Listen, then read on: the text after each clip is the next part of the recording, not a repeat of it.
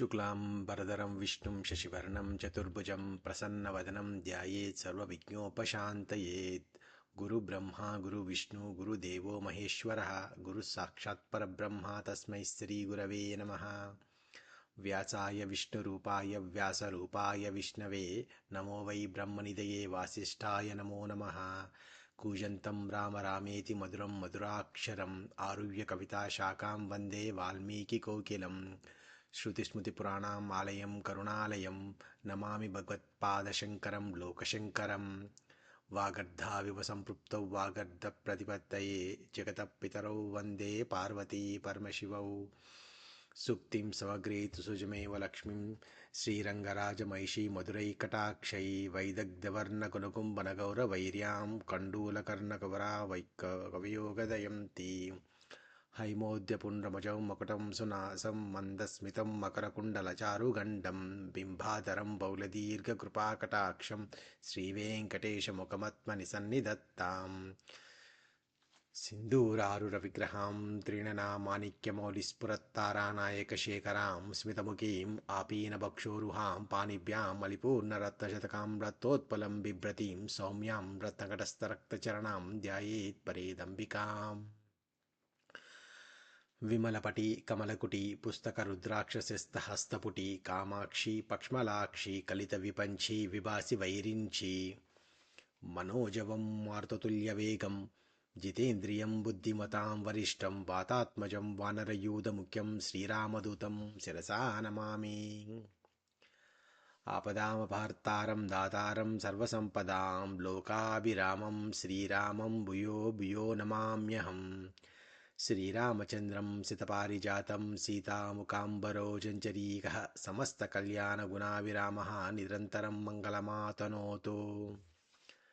जयतु जयतु देवो देवकीनन्दनोऽयं जयतु जयतु कृष्णो वृष्णो वंशीप्रदीपः जयतु जयतु मेघश्यामलकोमलाङ्गो जयतु जयतु पृथ्वी वारणासो मुकुन्दः।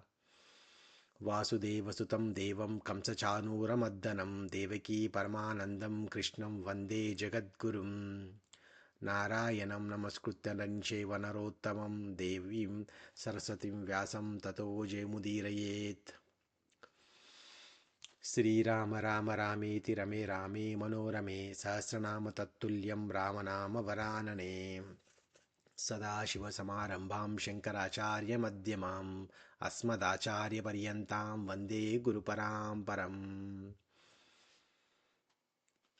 जयच्छति बलो रामो लक्ष्मणस्य महाबल राजा जयतु सुग्रीवो राघवेनादिपालितः दासोऽहं कौसलेन्द्रस्य रामस्य क्लिष्टकर्मणः हनुमान् शत्रुसैन्यानां निहन्ता मारुतत्मजः नरवनसस्रम्भे युद्धे प्रतिफलं भवेत् शिलाभिस्तु प्रहृतः पादपैश्चसहस्र अद्वैतां पुरीं लङ्का विमैच्छद मैथिलीं समुद्रार्द्रो गमिषामिषां सर्वरक्षसाम्।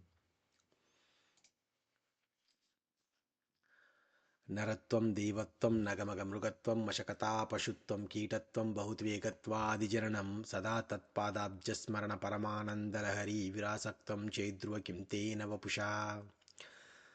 सदा मोहाटव्यं चरति युवतीनां कुचगुरौ नटत्याशाशाखा स्फटितिघटिति स्वत्वर्मभीतं कपालिन् भिक्षो मे हृदयकपि अत्यन्तचपलं दृढं भक्त्वा बध्य शिव भवदधीनं कुरु विभौ। शिवशक्तायुक्तो यदि भवति शक्तिप्रभवतीं न चेदेवं देवो न कलकुशलं स्पन्दितुमपि अतः स्वामाराध्यं हरिहरविरिञ्चादिभिरपि प्रणन्तुं स्तोतुं वा कथमकृतपुण्यं प्रभवति।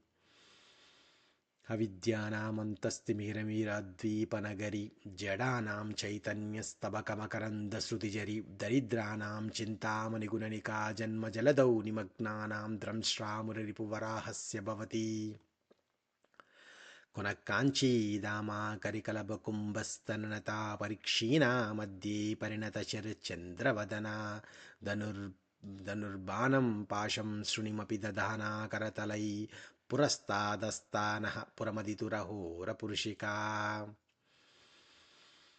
शरज्योत्सां शुद्धां शशियुतजटाजूटमकुटां वरत्रासत्रानस्फुटिकगुटिका पुस्तककरां सकृन्नत्वा नत्वा कदमिव सतां सन्निदधते मधुक्षीरा द्राक्षां मधुरिमधुरीणां फणितयः